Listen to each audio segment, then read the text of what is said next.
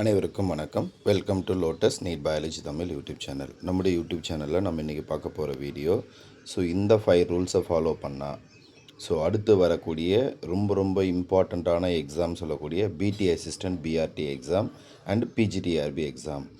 இந்த எக்ஸாமை ஈஸியாக கிளியர் பண்ணலாம். என்னென்ன இந்த 5 ரூல், இதை பற்றி தான் பார்க்க போகிறோம். இதில் நீங்கள் ஏதாவது ஒரு ரூல் நீங்கள் ஃபாலோ பண்ணாமல் இருந்தீங்க அப்படின்னாக்கா அந்த ரூலை ஃபாலோ பண்ணுங்கள். கண்டிப்பாக பண்ணாக்கா வரக்கூடிய தேர்வில் உங்களாலேயும் தேர்ச்சி பெற்று பணி நியமன ஆணை வாங்க முடியும். அப்போ ஃபஸ்ட்டு பண்ணாக்கா என்ன வேணும் அப்படின்னா, நமக்கு மைண்ட் ஃபிட்னஸ் வேணும்.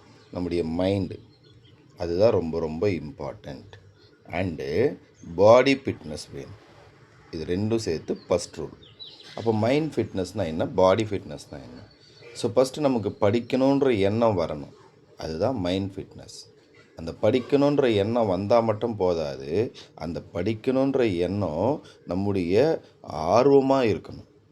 ஏன்னா பண்ணாக்கா அகாடமிக்காக படித்தோம் அப்படின்னா ஞாபகம் இருக்காது. அதே பண்ணால் ஆர்வத்தோடு படித்தோம் அப்படின்னா கண்டிப்பாக ஞாபகம் இருக்கும். அதே மாதிரி பாடி ஃபிட்னஸ். நம்மளால் பண்ணாக்கா ஒரு 3 hours இல்லை பண்ணாக்கா ஒரு 8 hours உட்காந்து படிக்கிற அளவுக்கு நம்ம பாடி பண்ணால் நமக்கு ஒத்துழைக்கும். அப்போ அந்த பாடி அப்படின்றது பண்ணாக்கா நமக்கு ஒத்துழைக்கணும் அப்படின்னாக்கா அது ஃபிட்னஸாக இருக்கணும். அப்போ தான் பண்ணாக்கா நம்ம நினைக்கிற மாதிரி பாடி நமக்கு ஒத்துழைக்கும். அப்போ ஃபஸ்ட்டு பண்ணாக்கா mind fitness and body fitness. இதுக்கு நம்ம என்ன பண்ணணும்? ஃபஸ்ட்டு பண்ணாக்கா டெய்லி மார்னிங் எழுந்த உடனே ஒரு வாக்கிங், ஒரு 30 minutes வாக்கிங், இல்லை பண்ணால் ஒரு 20 minutes வாக்கிங் போங்க. அதுக்கு அடுத்தது மைண்டை பண்ணால் ஃபிட்னஸாக வச்சுக்கிறதுக்கு யோகா பண்ணுங்கள், மெடிடேஷன் பண்ணுங்கள்.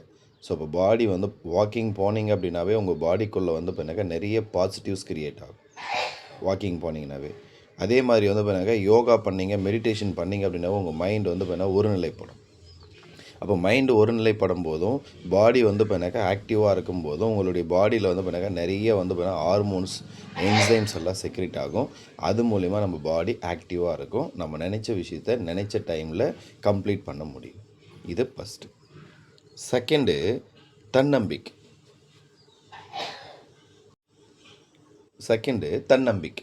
இந்த தன்னம்பிக்கை அப்படின்றது ரொம்ப இம்பார்ட்டண்ட். நம்ம எந்த அளவுக்கு பண்ணாக்கா mind and body fitness important சொன்னோமோ அதே மாதிரி இந்த தன்னம்பிக்கை அப்படின்றது பண்ணாக்கா செகண்ட் ரூல். ஃபஸ்ட்டு நம்மளால் வரக்கூடிய தேர்வில் படித்து பாஸ் பண்ண முடியும் அப்படின்ற தன்னம்பிக்கை வேணும். அவன்லாம் பாஸ் பண்ணிட்டான், நம்மளாலலாம் பாஸ் பண்ணவே முடியாது. First negative. அடுத்து பண்ணாக்கா மொத்தமே இங்கிலீஷ் மீடியத்திலேயே வருது, நம்மளாலலாம் எப்படி படிக்க முடியும், நம்ம படித்ததெல்லாம் தமிழ் மீடியம் அப்படின்றது செகண்ட். நம்மக்கிட்ட அவ்வளோ நோட்ஸ் இல்லையே, நம்ம எப்படி படிக்கிறது, அவன்லாம் கோச்சிங் கிளாஸ் போய் பாஸ் பண்ணிடுறான், நம்மளால் கோச்சிங் கிளாஸ் போகிறதுக்கு வசதி இல்லையே, நம்ம வேலைக்கு போயிட்டுருக்கோம், நமக்கு பண்ணால் ஒரு நாளைக்கு 2 hours 3 hours தான் டைம் இருக்குது, அவங்கெல்லாம் வீட்டில் உட்காந்து படிக்கிறாங்க, அவங்க பாஸ் ஆகிடுறாங்க. இந்த மாதிரி பண்ணாக்கா நெகட்டிவிட்டி எல்லாத்தையுமே ரிமூவ் பண்ணணும். உங்களுக்கு இருக்கிற டைம் அது கோல்டன் ஹவர்ஸ், அது கோல்டன் டைம். அந்த டைமை நம்ம எப்படி யூட்டிலைஸ் பண்ண போகிறோம்? உங்களுக்கு ஒரு நாளைக்கு 4 hour தான் இருக்கா, அந்த 4 hour எப்படி பண்ணாக்கா கரெக்டாக ப்ராப்பராக யூட்டிலைஸ் பண்ண முடியும்னு பார்க்கணும். அதை நீங்கள் யூட்டிலைஸ் பண்ணிக்கிங்க. கிடைக்கிற ஒரு நிமிஷமாக அந்த ஒரு நிமிஷத்தில் ஏதாவது ஒரு புக்கை எடுத்து ஒரு பாயிண்ட் எடுத்து பாருங்கள். ஒரு கிடைக்கிற ஒரு 1/2 hour இருக்கா, ஒரு 1/2 hourல எதனா ஒன்று பாருங்கள். அப்படி சிறுக பண்ணாக்கா நாலேஜை சேர்த்தோம்னா மட்டும்தான் நம்மளால் என்ன பண்ண முடியும்னா பாஸ் பண்ண முடியும். அப்போ அந்த தன்னம்பிக்கை அப்படின்றது எப்போ வரும் அப்படின்னா, நீங்கள் எப்போ பார்த்தீங்கன்னா முழுமையாக உங்களை நம்புறீங்களோ அப்போ தான் அந்த தன்னம்பிக்கை வரும். அப்போ அந்த தன்னம்பிக்கை வந்துடுச்சு அப்படின்னாவே உங்களால் என்ன பண்ண முடியும்னா ஆட்டோமேட்டிக்காக உங்களுடைய மைண்டும் பாடியும் ஃபிட்னஸாக வச்சுக்கணும்னு எண்ணம் வரும். அப்போ மைண்டும் பாடியும் நீங்கள் ஃபிட்னஸாக வச்சுக்கிற எண்ணம் வந்த உடனே நீங்கள் பார்த்தீங்கன்னா அதுக்காக ஒர்க் அவுட் பண்ண ஆரம்பிச்சிருவீங்க. உங்களுடைய மைண்டு பார்த்தீங்கன்னாக்கா வேலை வாங்கணுன்ற எண்ணத்துக்கு மாறிடும். அப்போ நீங்கள் டெய்லி பார்த்தீங்கன்னா அதுக்காக படிச்சுக்கிட்டே இருப்பீங்க. இது செகண்ட் ரூல். தேர்டு, நாளைக்கு. அது என்ன சார் நாளைக்கு அப்படின்னா, நிறைய பேர் பண்ணுற விஷயம் நாளைக்கு படிச்சுக்கலாம், நோட்டிஃபிகேஷன் வந்ததுக்கப்புறம் படிச்சுக்கலாம், இந்த டாபிக் அப்புறம் படிச்சுக்கலாம், இந்த யூனிட் அப்புறம் படிச்சுக்கலாம், இது கஷ்டமான யூனிட், இது வேணாம், இது பண்ணாக்கா சைக்காலஜி கொஷினே வராது, ஜிகே 10 மார்க்குக்கு எவ்வளோ படிக்கணும், அது வருமானு தெரியாது. இந்த மாதிரி பண்ணாக்கா நாளைக்குன்னு தள்ளி போட்டுக்கிட்டே இருக்கிறது தான் பண்ணாக்கா நம்ம பண்ணக்கூடிய அடுத்த மிகப்பெரிய தவறு. அப்போது நாளைக்குன்ற தள்ளி போடுற அந்த விஷயத்தை பண்ணாக்கா தவிர்த்தணும். இது பண்ணாக்கா தேர்ட் ரூல். அப்போது நாளைக்குன்றத வந்து பண்ணாக்கா நீங்கள் எப்போ வந்து பண்ணாக்கா அவாய்ட் பண்ணுறீங்களோ அப்போது அந்த விஷயத்த அப்போவே அன்னைக்கே பண்ணிடுவீங்க. அப்போ உங்களால் நிறைய விஷயத்த வந்து பண்ணாக்கா கம்ப்ளீட் பண்ண முடியும். இப்போ ஃபார் எக்ஸாம்பிள் நீங்கள் வந்து பண்ண ஒரு பிடி அசிஸ்டன்ட் பிஆர்டி எக்ஸாம் படிக்கிறீங்க, இல்லை பிஜிடிஆர்பி படிக்கிறீங்க அப்படின்னா நோட்டிஃபிகேஷன் எப்போ வரும் அப்படின்னு ஒரு கொஷின் வரும். அப்போ நோட்டிஃபிகேஷன் வந்து இன்னும் 6 மாதம் இருக்குது, அப்போ இன்னும் ஒரு 3 மாதம் கழித்து படிச்சுக்கலாம். இல்லை இன்னொரு 3 மாதம் இருக்குது, இன்னும் 1 மாதம் கழித்து படிச்சுக்கலாம். இல்லை கோச்சிங் கிளாஸ் ஜாயின் பண்ணிவிட்டு அப்புறம் படிச்சுக்கலாம். இல்லை வந்து பார்த்தீங்கன்னா நோட்ஸ் எல்லாம் கலெக்ட் பண்ணி வச்சுட்டு அப்புறம் படிச்சுக்கலாம். ஸோ இந்த மாதிரி தள்ளி போடுறத ஃபஸ்ட்டு அவாய்ட் பண்ணுங்கள். ஃபஸ்ட்டு இன்றைக்கி இப்போது இந்த செகண்ட் ஸ்டார்ட் பண்ணுங்கள் படிக்கிறது. அப்போ இன்றைக்கி இந்த செகண்ட் நீங்கள் படிக்க ஸ்டார்ட் பண்ணிங்கன்னா மட்டும்தான் உங்களால் வந்து பண்ணாக்கா அப்ராப்ரியேட் டைமில் சிலபஸை கம்ப்ளீட் பண்ண முடியும், ரிவிஷனுக்கு டைம் அலாட் பண்ண முடியும். அப்போ வந்து பண்ணாக்கா சரியான முறையில் உங்களால் வந்து பண்ண தேர்வு எழுத முடியும், போஸ்டிங்கும் வாங்க முடியும். அப்போ ஃபஸ்ட்டு வந்து பண்ணாக்கா நீங்கள் பண்ண வேண்டியது, ஸோ இப்போவே படிக்க ஸ்டார்ட் பண்ணுறீங்க. சார் என்கிட்ட நோட்ஸே இல்லை, நான் என்ன சார் பண்ணுறது அப்படின்னு ஒரு கொஷின் வரும். ஃபஸ்ட்டு உங்கள்கிட்ட வந்து பண்ணாக்கா 11th 12th புக் இருக்கா, அதுதான் பேசிக்.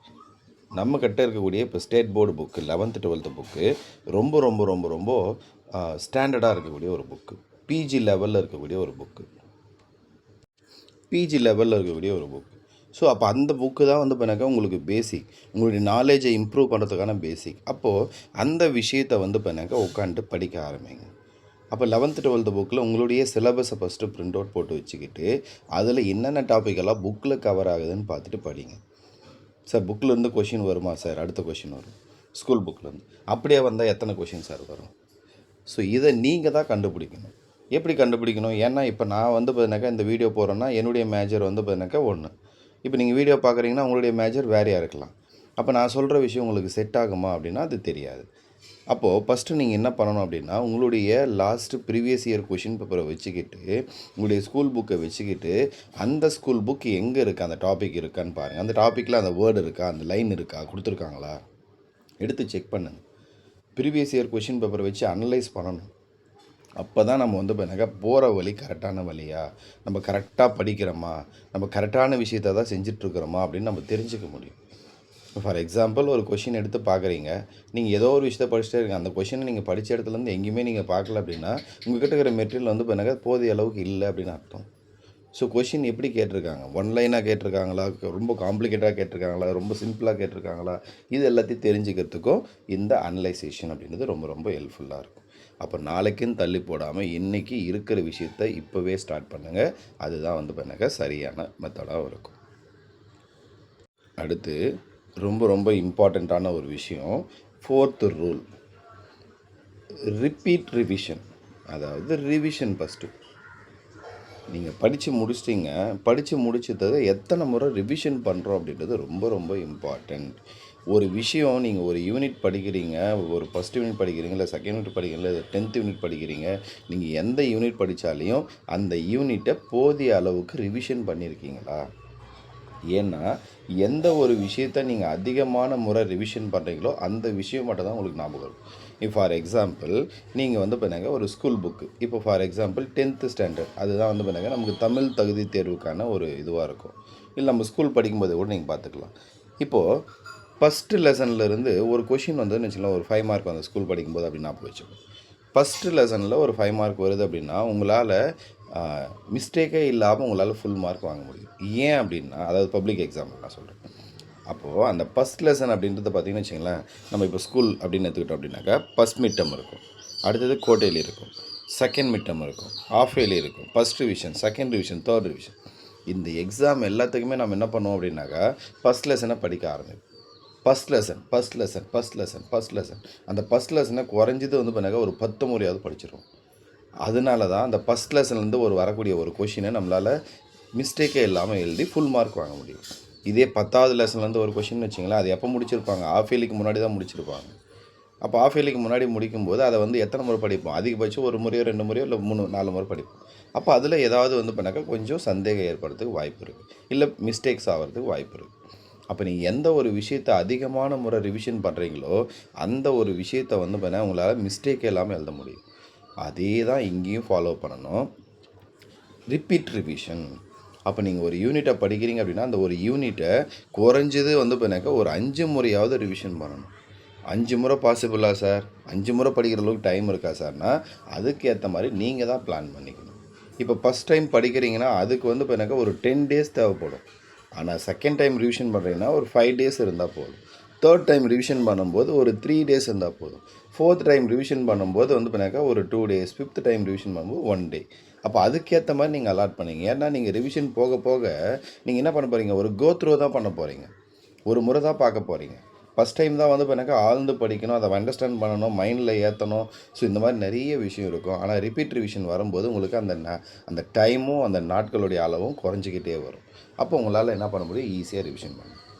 அப்போ இதுக்கேற்ற மாதிரி நீங்கள் ஒரு ஷெடியூலில் பிளான் பண்ணுங்கள். அப்போ தான் வந்து பண்ணாக்க உங்களால் சரியான முறையில் இது பண்ண முடியும். அடுத்து ரொம்ப ரொம்ப ரொம்ப இம்பார்ட்டண்ட்டான 5th ரூல் என்ன சார் அப்படின்னா, டெஸ்ட்டு. இந்த டெஸ்ட் அப்படின்றது ரொம்ப ரொம்ப ரொம்ப இம்பார்ட்டண்ட். ஏன் அப்படின்னா, இந்த வீடியோ பார்க்குற நிறைய பேர் லாஸ்ட்டாக நடந்த பிஜிடிஆர்பி எக்ஸாமோ இல்லை லாஸ்ட்டாக நடந்த அந்த பிடி அசிஸ்டன்ட் பிஆர்டி எக்ஸாமோ நீங்கள் எழுதியிருப்பீங்க. எழுதிட்டு வெளியே வந்து, சார் ஈஸியான கொஷின் சார், இந்த கொஷின் தப்பு பண்ணிட்டேன் சார். ஈஸியான கொஷின், புக்கிலேருந்து வந்த கொஷின், ஒரு 4 கொஷின் தப்பு பண்ணிவிட்டேன், அந்த 4 கொஷினை கரெக்டாக எழுதியிருந்தால் வேலைக்கு போயிட்டுருக்கும். இந்த மாதிரி நிறைய பேர் ஒரு வார்த்தையை திரும்ப திரும்ப திரும்ப ரிப்பீட்டடாக சொல்லிகிட்டே இருப்பாங்க. ஏன் அந்த வார்த்தை வருது, ஏன் அந்த மிஸ்டேக்ஸ் திரும்ப திரும்ப வருது அப்படின்னா, நம்ம சரியான முறையில் இந்த டெஸ்ட்டை எழுதாது தான். அப்போ டெஸ்ட் அப்படின்றது ரொம்ப ரொம்ப ரொம்ப ரொம்ப இம்பார்ட்டன்ட். எப்போ நீங்கள் இந்த டெஸ்ட்டை வந்து பண்ணாக்கா ரெகுலராக நீங்கள் ப்ராக்டிஸ் பண்ணுறீங்களோ, அப்போது அந்த டெஸ்ட் மிஸ்டேக்ஸ் வந்து பண்ணாக்கா குறையும். மிஸ்டேக்ஸ் குறையும் போது மார்க் ஆட்டோமேட்டிக்காக இன்க்ரீஸ் ஆகும். அதே மாதிரி இப்போ வந்து பண்ணாக்கா ஒரு 15 கொஷின் டெஸ்ட் எழுதுறீங்க, இல்லை வந்து பண்ணால் ஒரு 50 கொஷின் டெஸ்ட் எழுதுறீங்கன்னா, எழுதி முடிச்சுட்டு அதுக்கான ஆன்சரை வந்து பண்ணாக்கா நீங்கள் எழுதி வச்சுக்கிறதோ இல்லை ஆல்ரெடி ஏதோ ஒரு இன்ஸ்டியூட்டில் கொடுக்குற ஆன்சரையும் வச்சு செக் பண்ணாதீங்க. உங்கள் கிட்ட இருக்கிற புக்கை வச்சு லைன் பை லைனாக தேடுங்க. அப்போ 50 கொஷினில் நீங்கள் 20 கொஷின் கரெக்டாக எழுதிருக்கீங்க, 30 கொஷின் தப்பாக எழுதிருக்கீங்க அப்படின்னா, அந்த 30 கொஷினுக்கு ஆன்சர் நீங்களே தேடும்போது இந்த 30 கொஷினை நீங்களே லேர்ன் பண்ணிக்கலாம். அந்த ஆன்சர் உங்களுக்கு மறக்கவே மறக்காது. அதுதான் அந்த டெஸ்ட்டோடைய ப்ளஸ்ஸு. வெறும் டெஸ்ட்டை மட்டும் நான் எழுதுனா டெஸ்ட்டை டிக் பண்ணி பார்த்தேன், இல்லை ஷேட் பண்ணி பார்த்தேன். அடுத்து வந்து பார்த்தீங்கன்னாக்கா அந்த டெஸ்ட் பண்ணி ஷேட் பண்ணி பார்த்ததை எடுத்து அவங்க கொடுத்துக்கிற ஆன்சருக்கு வச்சு டிக் பண்ணி பார்த்துட்டேன். 20 கொஷின் வந்துக்குது, அப்போ 30 இன்னும் நல்லா படிக்கணும். அவ்வளோ அப்படி பண்ணுறது கிடையாது டெஸ்ட்டு. நீங்களே ஆன்சரை 1 பை 1 தேடணும். அப்போ தான் வந்து பார்த்தீங்கன்னாக்கா அந்த டெஸ்ட்டுடைய அந்த முழுமையான நமக்கு வந்து பார்த்தீங்கன்னாக்கா ரிசல்ட் வந்து நமக்கு கிடைக்கும். அப்போது இந்த 5 ரூல் அப்படின்றது ரொம்ப ரொம்ப ரொம்ப இம்பார்ட்டண்ட். ஒரு தேர்வில் நீங்கள் பாஸ் பண்ணணும் அப்படின்னா இந்த 5 ரூலை ஃபாலோ பண்ணுங்கள். கண்டிப்பாக வந்து பண்ணுங்கள், அடுத்து வரக்கூடிய அந்த பிடி அசிஸ்டன்ட் பிஆர்டி எக்ஸாம் பிஜிடிஆர்பி எக்ஸாமில் உங்களால் ஈஸியாக கிளியர் பண்ணி வேலை வாங்க முடியும். அடுத்த வீடியோவில் சந்திப்போம். நன்றி, வணக்கம்.